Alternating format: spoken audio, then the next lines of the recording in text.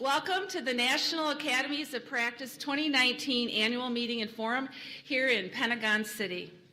Thank you for joining us for this important and exciting event. The forum is the one time each year that NAP members gather together to engage, network, learn from each other, and with each other. We are an organization of 14 different professions, and as such, we bring unique perspectives and ideas throughout the year on our working and program committees. We also have associate members that represent different professions as well. And I go to a lot of meetings, and I know you do as well, and there's something very special about the National Academies of Practice and how we are here as representing our professions and being interprofessional. This weekend, we come together to celebrate our similarities and our shared vision to lead and exemplify interprofessional health care that promotes and preserves the health and well-being for all.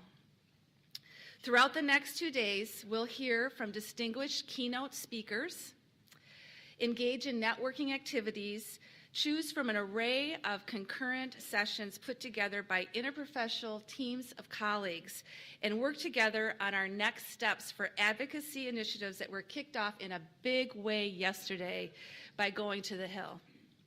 All of these activities will center around themes of advocacy for interprofessional collaboration, interprofessional practice models for population health, and person-centered quality care. How many of you went to the Hill visits yesterday? Awesome. It was a great way to kick it off, right? You'll be hearing much more about yesterday's Hill visits later in the forum, and I'd like to extend a huge thanks to all the members who participated in this important and significant milestone for NAP yesterday.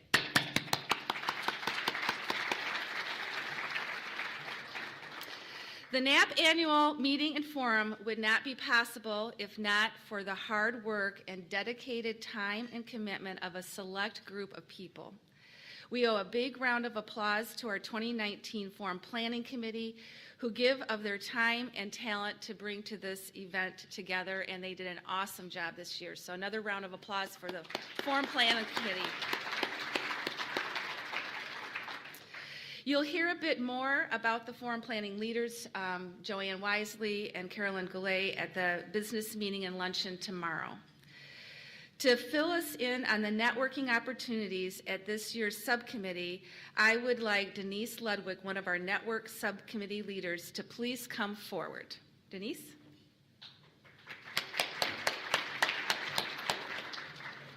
Thank you, Michelle. Good morning. On behalf of your networking subcommittee, which includes Lisa Milliken, Hoi An Trung, and Sharon Locke, I'm here to explain one of 3 networking opportunities for this year's forum, and that is the Connections Card. So in your materials, thank you for locating your Connections Card and taking a peek at the opportunities awaiting you this evening during the poster and vendor opportunity. So the purpose of the card is to provide informal opportunities to meet exhibitors, vendors, and poster presenters. As you will see inside of your card, each of the vendors and sponsors are listed. It's a great time to talk about experiences within the current IPE, IPC healthcare climate. And the connection card includes a place for vendors and poster presenters to initial. We ask that you obtain 10 different initials on this card. When it is filled, would you please take it to the registration table? And tomorrow afternoon at the business meeting, you could win a free registration to the 2020 NAP Forum or a box of delicious chocolates. So thank you for participating in this networking event. Thank you. I don't know. San Diego chocolates. San Diego chocolates. They're both great. Thanks, Denise. So that brings us to our sponsors. They are a very special group indeed, and I'd be remiss if I didn't thank for their contributions to make the forum what it is. Look at all of our awesome sponsors for this year's forum. It's just amazing. They support the conference, and they also support year-round education for the National Academies of Practice. We are so fortunate this year to receive a grant from the Josiah Macy Jr. Foundation for the second year in a row, as well as a record number of sponsors and support. Our sponsors will be exhibiting in the poster room beginning this evening at 5:30 p.m. during the opening reception, and we'll be introducing each of them and giving them a chance just to say a few words about who they are. And so please stop by. That will be happening at 6 p.m. because we really want to learn more about them as well. And visit and share with these organizations and share with them too of the work that you're doing in the field to really advance interprofessional health care. So please join me in thanking all of our sponsors and supporters at this time with a round of applause.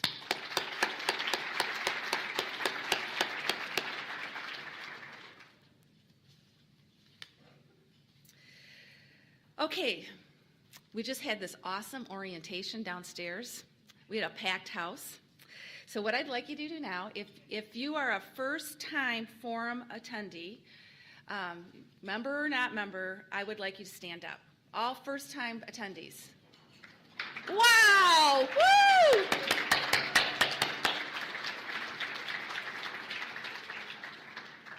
Thank you so much for being here. What a great group of first-time attendees. So we look forward to meeting and networking with you. We're going to be welcoming our new fellows as well to the professional members into our association this year as the class of 2019.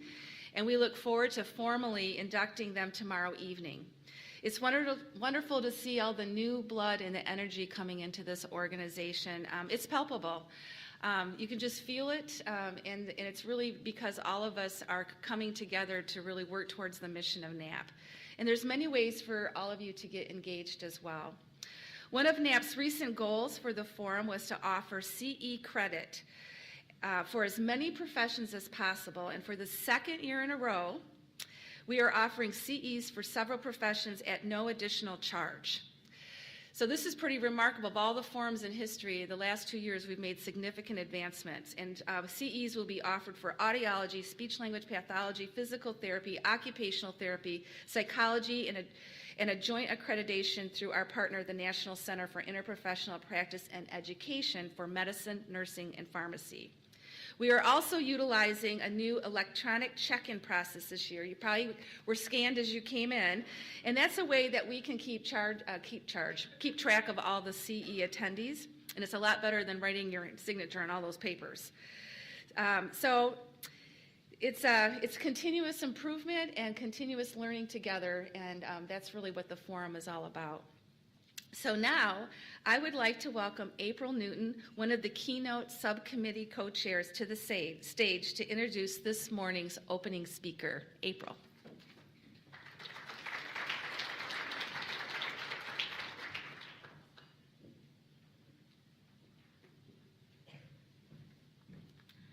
Thank you, Michelle. Good morning, everyone. I have the distinct honor to introduce our opening keynote speaker. Rear Admiral Susan Orsega began her career in the United States Public Health Service in Commissioned Corps in 1989, addressing the HIV/AIDS epidemic. She earned her nurse practitioner degree and is recognized as a subject matter expert in HIV/AIDS global research, health diplomacy, and disaster response. Based on her experience in disaster care, Rear Admiral Orsega was selected by the U.S. Public Health Service medical team deployed after 9/11.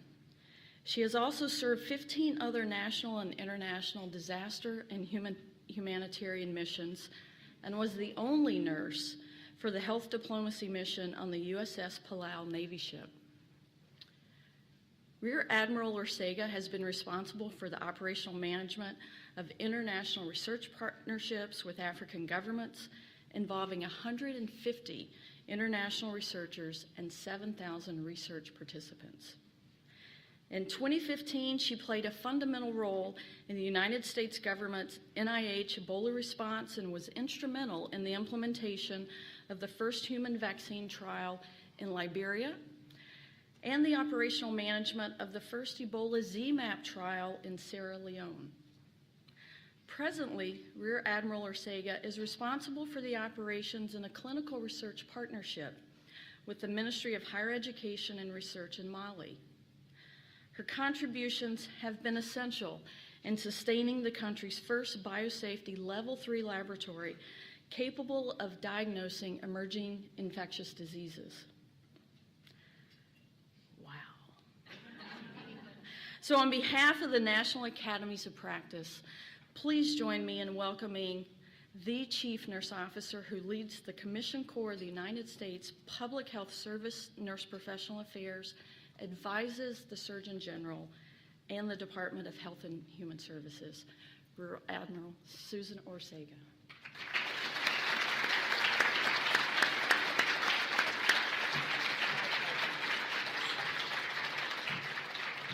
Good morning. No worries. Got a sneak peek. Good morning. It is absolute. I will go back. I told them that I was going to run around, but I will stay up here. Good morning. It is an absolute privilege and honor and pleasure to be here with all of you this morning.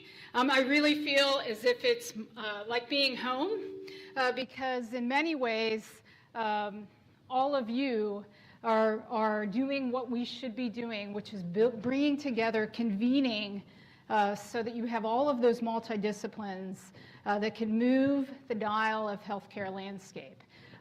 As April mentioned, I started my career as a student. When you said 1989, I immediately felt old. But I started as a student at NIH, and I just want to mention this quick story. So at National Institutes of Health in Bethesda, Maryland, is one of the agencies, as you'll hear, of the United States Public Health Service.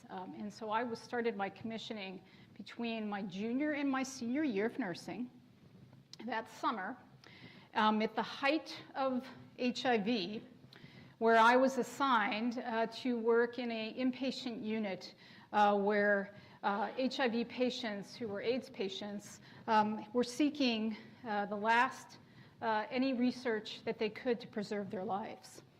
And if you remember that time, AZT, which is now one of the very well-known antiretrovirals, was still in a treatment, and in fact being administered intravenously.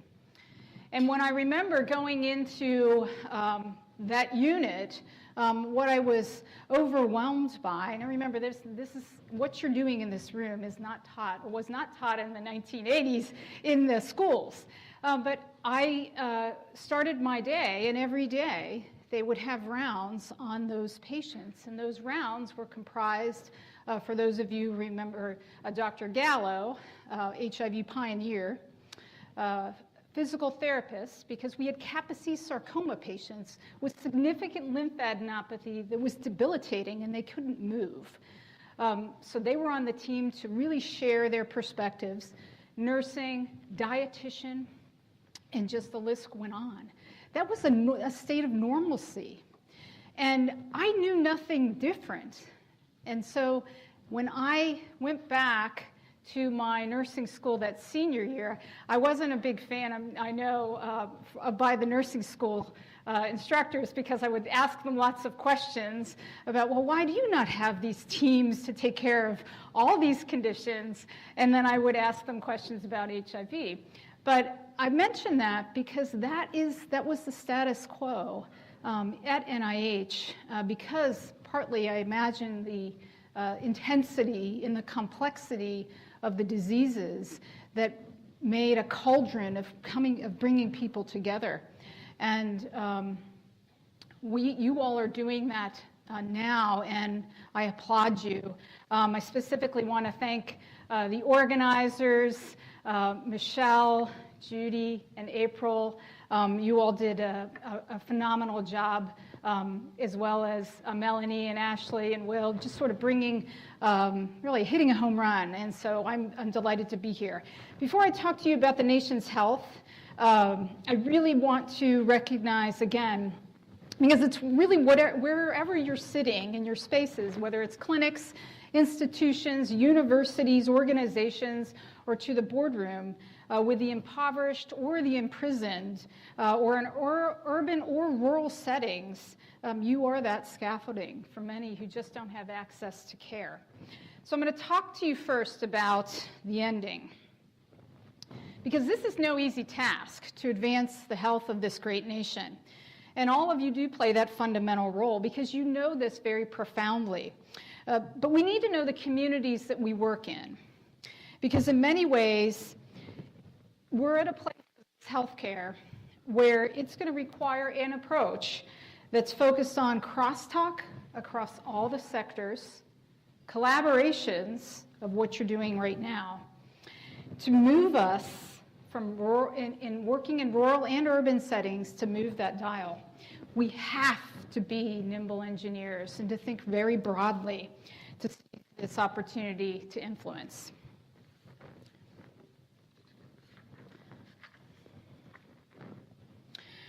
So I'm going to share with you my perspectives, as you can see, on the role that we can all play, and describe the United States Public Health Service, its rich history and the present strategies, and offer you some thoughts around skills that I firmly believe that you need to have, whether you're in that clinic in an urban setting, in a public health crisis, or in working in disaster environments.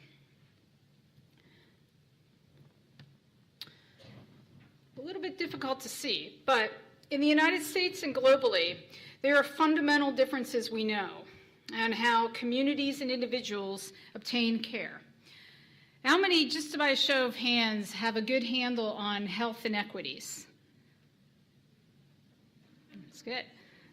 I was hoping for a lot of hands to come up. Because people who understand how significantly bad it is in America understand because they're in relatively good health. And really, equity is about fairness and access to health. But our efforts need to be transformed to ensure that people have full and equal access to the opportunities that enable them to lead healthy lives. And many individuals just don't have those tools. 12.7% of the population in 2016 were living in the poverty line, as you can see. And if you have a job, statistically, it shows that you're more able to enjoy a better health than those individuals who are unemployed. We know that inequities are also affected by social, economic, and environmental conditions and where we live. And I took this picture, this is from Colorado, from an organization that addresses rural health. And the reason why I wanted to share this with you is because it gives a good depiction of where the poverty line is. So if you look at, in Colorado, 10% of those in rural areas in that region are living in poverty. In the urban setting, it's 7.4%. So it's not a one-stop, one-shop approach that we have to take to address health inequities. And it is a moment of urgency. I share with you this because it's about what is called the 500 Cities Project. And this is a project, it's a collaboration between the CDC Foundation, and the Robert Wood Johnson Foundation. And the purpose of this is really to use a data-driven tool to provide a city and census tract level to showcase and illustrate areas that may have a greater burden geographically. You can actually drill down to where you live, your district, your borough, in your respective city, if it represents those 500. And I show this because the one picture to you on the far right represents the area in West Virginia, in Charleston area, where we know the poverty rates are very high. And in that picture, it illustrates a 46% incidence of obesity. The picture well, actually, it was on your right on your left, it represents where I'm originally from in Pittsburgh, Pennsylvania. And it gives a snapshot of where it's actually much lower at 21%. And I think it's important to take notice and pause of where we live. Are we strategically precise in where we have our clinics? Should we be moving them in regions that are driven by percentages of health indices, such as obesity, to make a larger impact? We have to start thinking differently. Because if not, we are in this century and in these years where we have technology at our fingertip, but we have to use it to help us as detectives to expand access and address those healthcare challenges.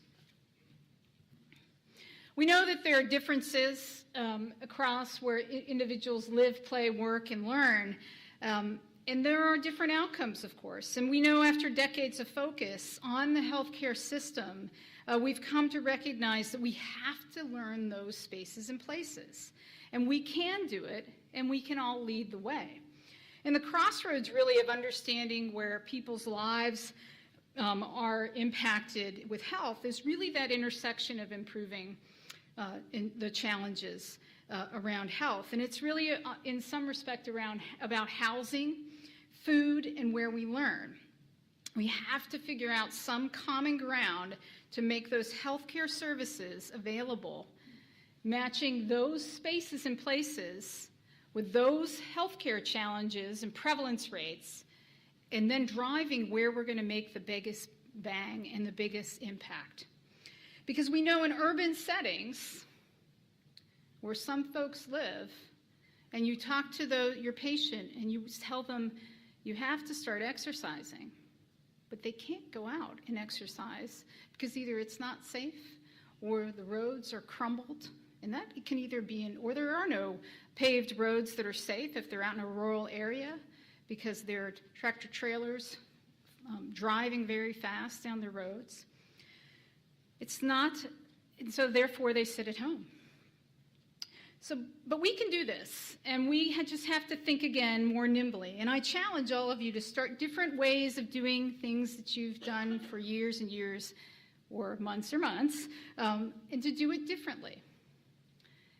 Perhaps it's a prescription for a walk that you advise your patient that you're going to ask them to walk, or perhaps it's conducting regular walking meetings with your colleagues and team members. It's just doing something differently. Interestingly, 4% of elementary schools, 8% of middle schools, and 2% of high schools, provide daily physical education or its equivalent. So how many, I'm asking a lot of questions this morning, by show of hands, volunteer in schools? Elementary, middle. All right, so my charge is next year, you got to have about 75% of you raise your hand. Those schools are thirsty to have a different way, to have someone come in and talk to them about health, about eating, about your profession, right? We have to build a pipeline. It's tough. It is so, trust me, I do it and it is difficult. But I go on a yearly basis and talk to the students about Career Day, and I go and talk to them about healthy eating. Just pick something. Because my son, who's in elementary school, is knowing more about health challenges, healthy plates, the challenges around illicit drugs. They're being taught that earlier and earlier. So you just pick what you think you're most comfortable, and the dividends on that will be amazing. Because if not us, then who? And some other opportunity will come and take that young student into that other career pathway. We've got to start to think about building our pipeline. And statistically, we know that healthy children do better educationally in school.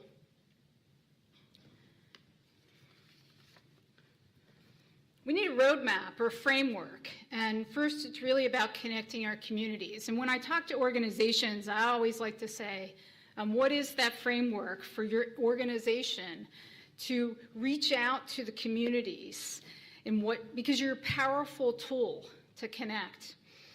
And communities, as we know, are those white spaces. You see the patient, they leave, they're in that area of white space, where they're in those sectors outside of health. And while it's nondescript, making an impact in communities, it's very powerful. But we have to recognize that our voices, and again, I think you did a brilliant job yesterday, going to a different sector, but working in those other sectors, we are by far well-recognized, well-trusted healthcare professionals, and going into those spaces with community organizations, educators, city planners, and working together to address chronic conditions, poor health habits, and unhealthy behaviors. If we don't do it, America is going to continue to go down a path of a reduced quality of life. So it is urgent that we start to think about the power that we have. I'm going to take you back a little bit into history to tell you a little bit about my uniform. So in 1789, the United States Public Health Service was established and brought to bear with President John Adams in the 5th Congress. And there was a need because Marines were coming off of ships, and so our uniform represents a sea service, much like the Navy. We're much smaller, as I'll mention in a moment. And so when merchant Marines would come off the ship, they needed health care. And so the Public Health Service was then born. We are the world's only uniformed service that's dedicated to public health. And we have over 6,200 officers in 11 professional categories that you can see. All of the categories in professional disciplines in this room, you would fit into the United States Public Health Service. And we are in over 800 duty stations around the world. And our mission is to protect, promote, and advance the health and safety of the nation. I always like to say we really are in the impact the 3 Ps of public health. So we're in practice, policy, and program. And as you can see, our officers are assigned under the HHS, Department of Health and Human Services, across those agencies, and then through memorandums of agreement, we're also stationed and work in places such as the Bureau of Prisons, Immigration Customs Health Service Corps, or centers rather, which are with the ICE to the USDA, and one of the most best jobs, and I'd love to take it up tomorrow, is the National Park Service. Can you imagine being a nurse practitioner in Yosemite? I'm ready to take the job. But really, it is the leadership of the United States Public Health Service has been influential for many years. And it has a rich history connecting with communities across the nation. And pneumonia is certainly a serious concern in the early decades of the 20th century. And as a result of posters, as you can see one on the screen there, they were placed those posters around communities to increase awareness of pneumonia. And as a result of that effort, the cases decreased. In 1944, as you can see in the lower screen, Surgeon General Perrin presented the cadet nurse flag to Lucille Petrie, who was the very first chief nurse officer shown in the picture in that screen. And during those 3 years, they worked together to galvanize the largest training education effort for nursing in a federal space. In the 1980s, many of you know remember Surgeon General C. Everett Koop, who addressed the stigma around HIV and disabled and worked closely with Faye Abdallah, who was the chief nurse and the deputy surgeon general. And so that innovation and collaboration and interdisciplinary effort, they were very futuristic, and they impacted health immensely. So if you fast forward now, we are led by the Assistant Secretary of Health and Human Services, as you can see, Admiral Brett Joie, the Deputy Assistant Secretary of Health, the Principal Deputy of Assistant Secretary for Health, Admiral Sylvia Trent Adams, and Surgeon General Jerome Adams, and I understand Admiral Sylvia Trent Adams will be inducted tomorrow. But this is emblematic of that interdisciplinary collaboration, which is the keystone for success, whether you're at the policy level, program level, or clinical practice level. So I wanted to call out a couple of the different priorities. And you may ask, why am I doing that? And I'm doing that because, again, I think the power in this room and the power in the spaces and the places that we're all in is to really start to cross-fertilize and to share our tools so that we're really all singing from the same song sheets.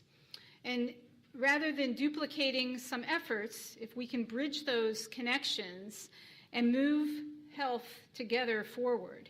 So some examples of the Assistant Secretary of Health priorities I just wanted to speak to. Of course, as we all know, since the 80s, there's been enormous progress that's been made around HIV, but there's still a lot of work to be done.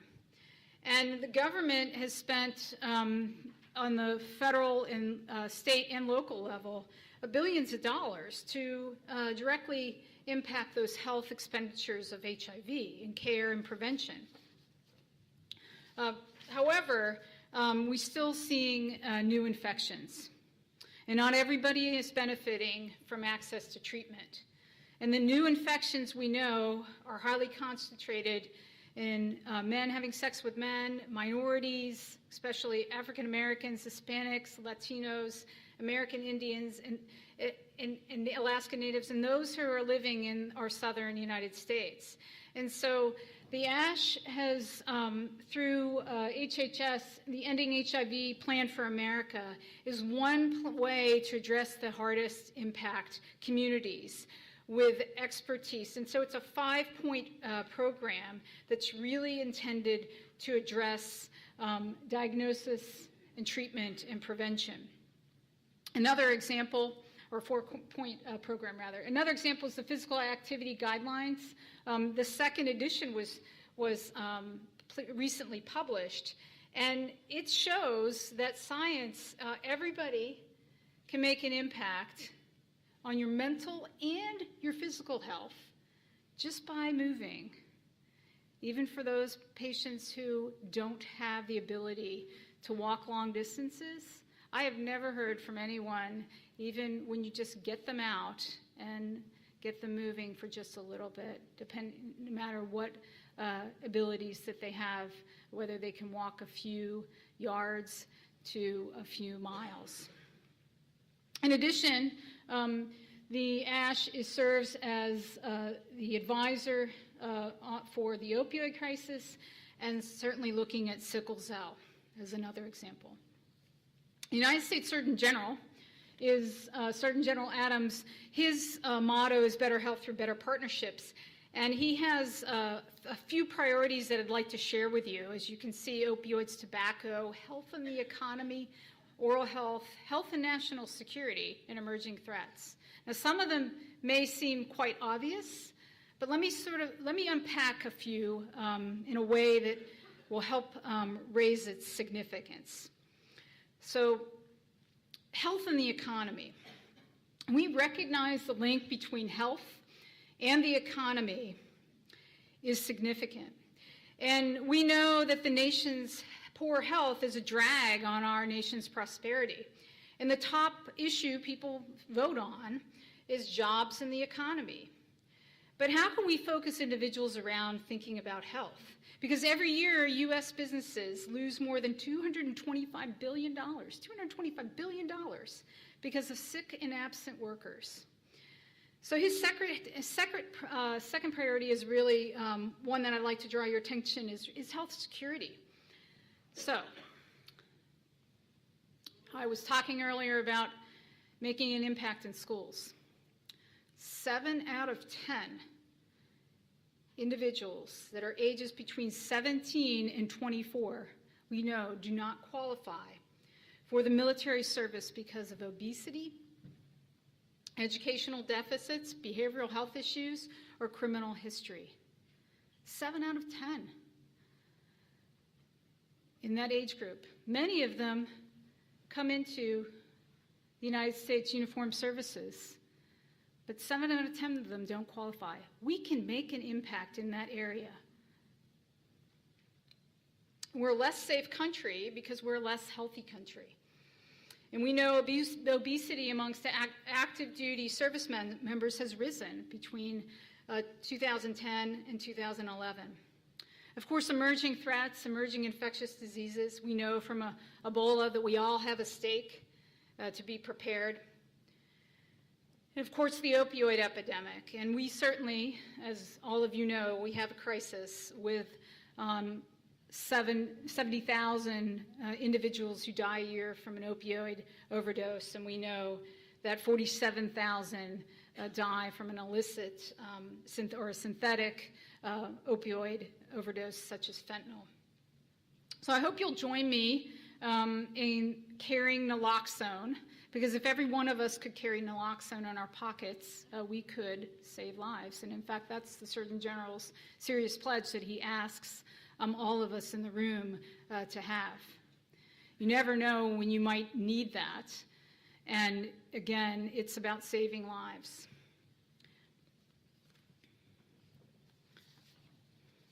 So our goal in the United States Public Health Service is to create a culture and a world where good health is in the reach of every person.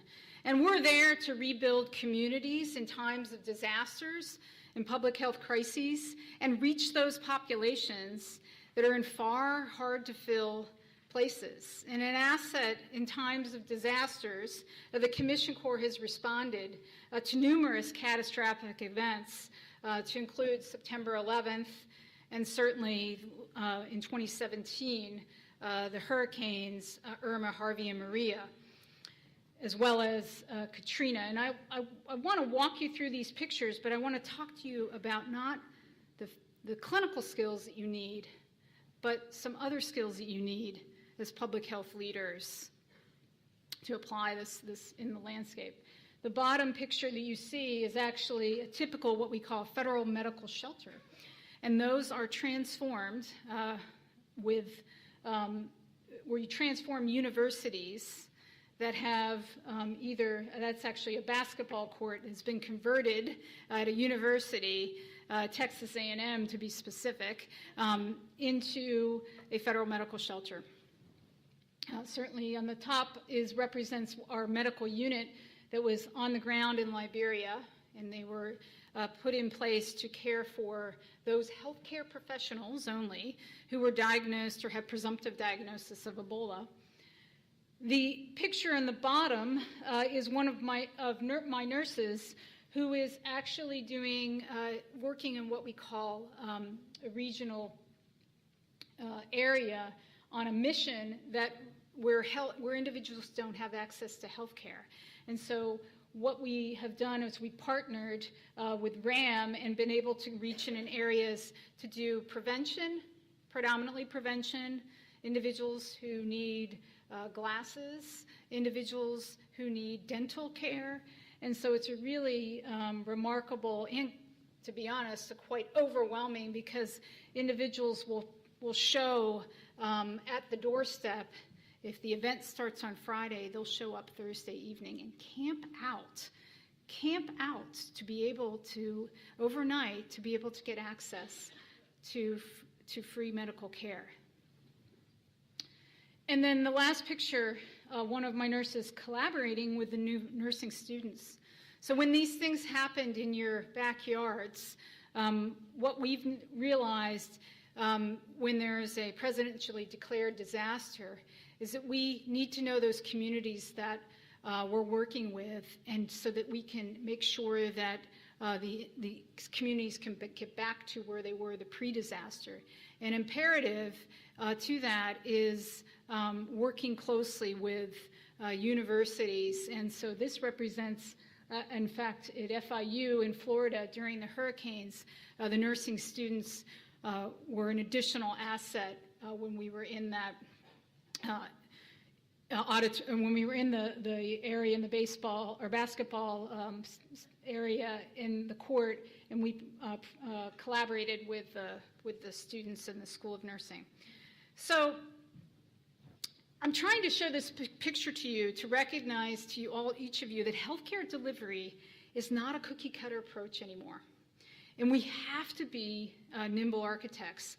And my experiences in working in these settings, as well as some African countries, has led me to believe that it's not just what you pack and put in your backpack, like your iPhone that may have the latest and greatest access, all the tools, the applications, the apps to give you the information to diagnose and treat. That's important, and your stethoscope's important, but I offer you the thought that there are some leadership skills that you need to have. So the first thing is the interconnected teams, which is what all of you are doing today. And in 2005, when I was working at NIH, I got a call from someone in the National Institutes of Allergy and Infectious Diseases to ask if I wanted to be a part of a team that was going to South Africa.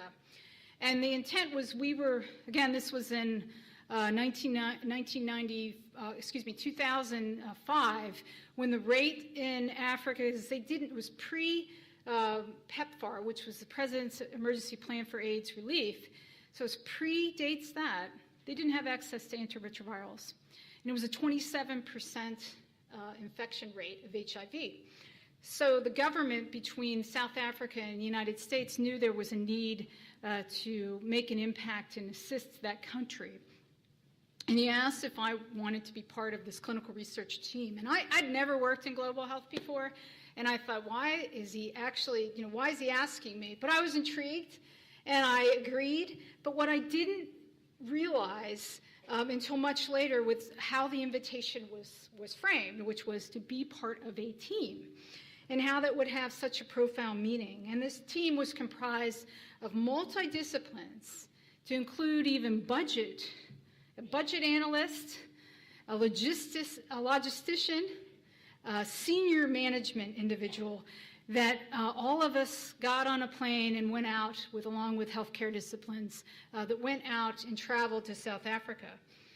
And it was this collective problem solving and wisdom, using very limited resources, that we knew that we could always get towards a solution. And trust me, we had some interesting challenges to include flying in early in the morning to a site that was right adjacent to Kruger National Park. And the night before, monkeys had gone into this clinic, this is the clinical research site, and just threw everything up, broke in, and there were a lot of papers that you didn't even know how they managed to get all the way over on the side of the room. Somehow they broke into some food. The food was all over the papers, and little monkey paw prints were all over.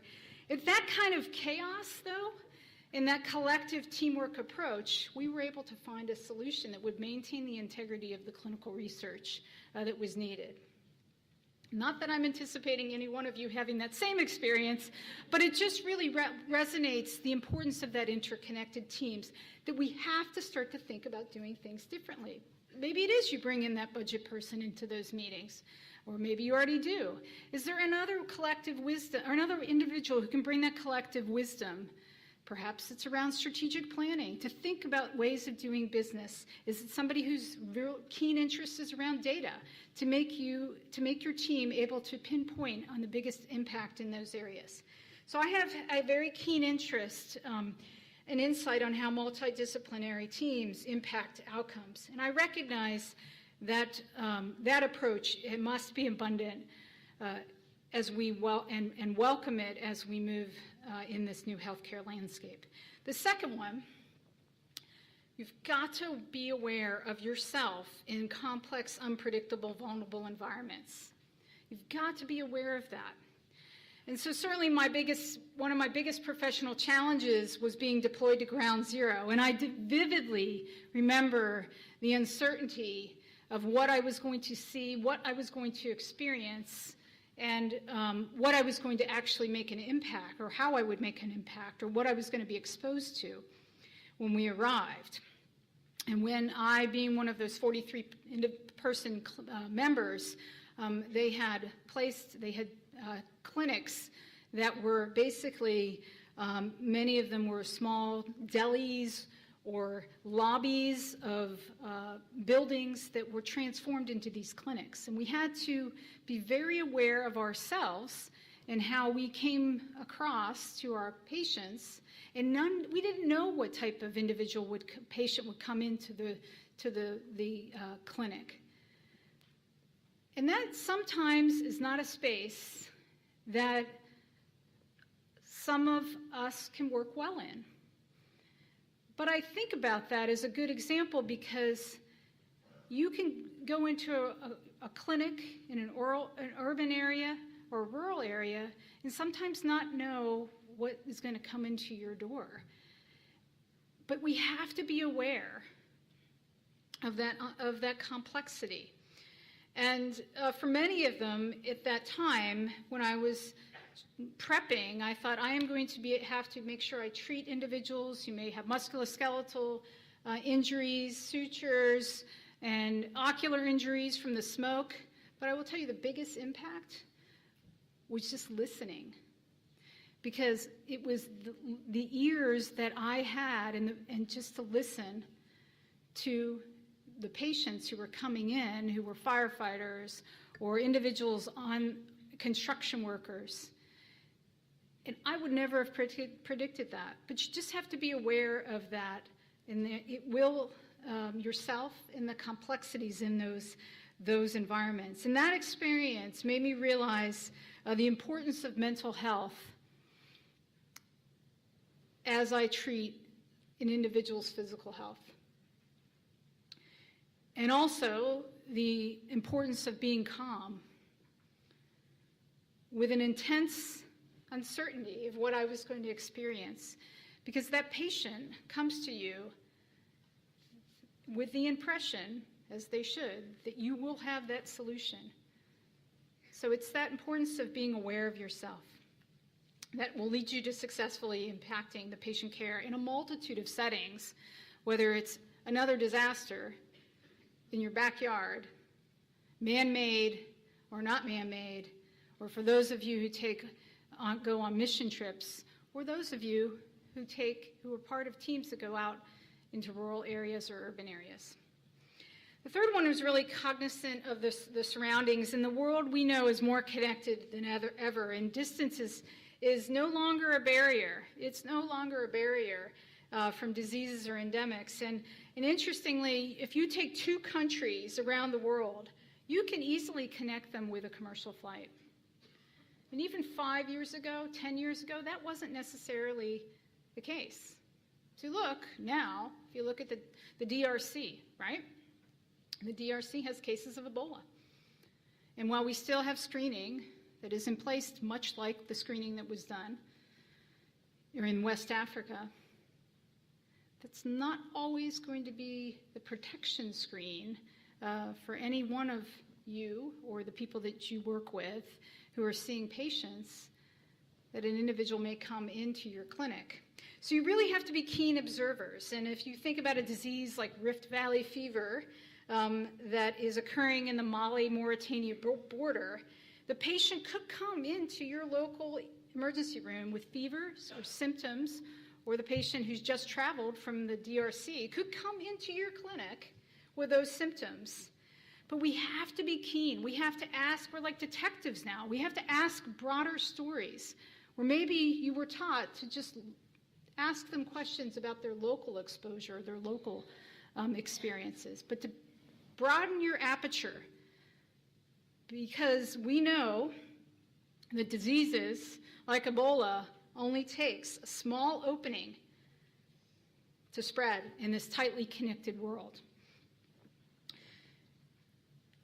And these things happen, and we always think they happen in far, far away places, and it will never happen in our own backyard. But remember, Mr. Duncan, who was in Texas, taught us all a very powerful lesson.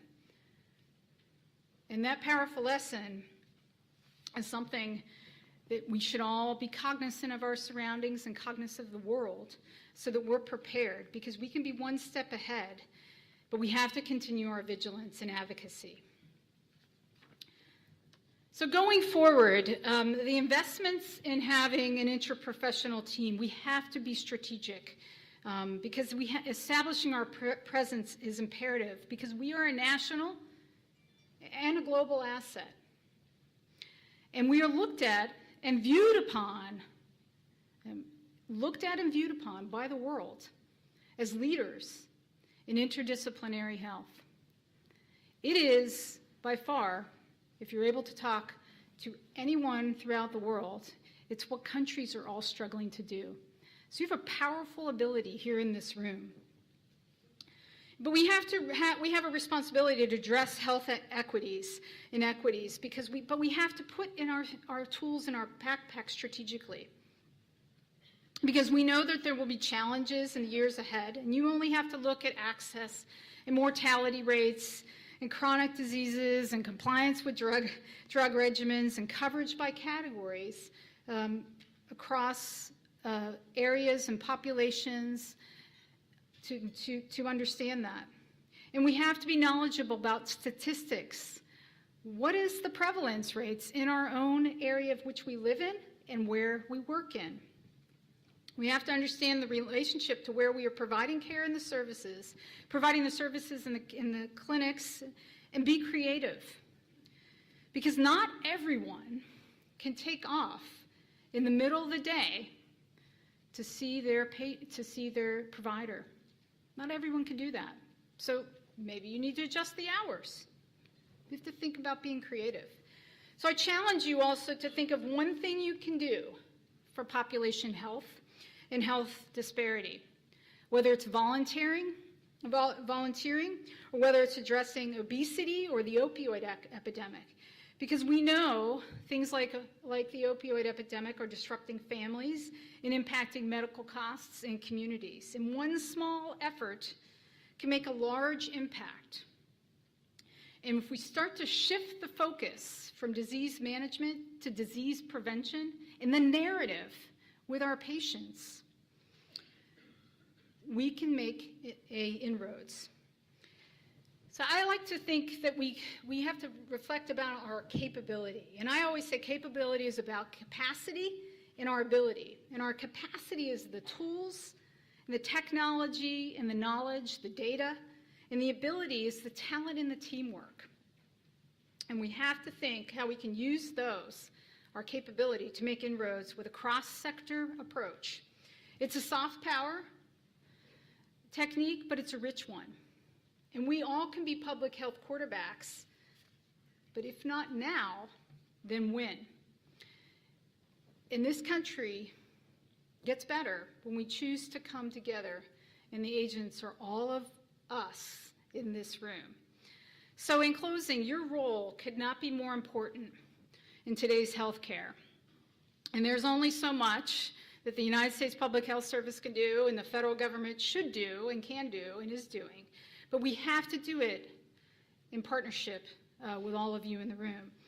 And there's a powerful impact when all of us can come together and make an unique inroad where the path is less traveled because you've creatively thought about a different way of doing business. And history has shown that. And we're compassionate and we're innovative, and thought-provocative leaders. But it's time for us to find our inroads and make a transformative contribution in the dialogue to shift the nation to a state of wellness and address the health challenges. We can be that linchpin to improving health in populations across this nation and across the world. So thank you.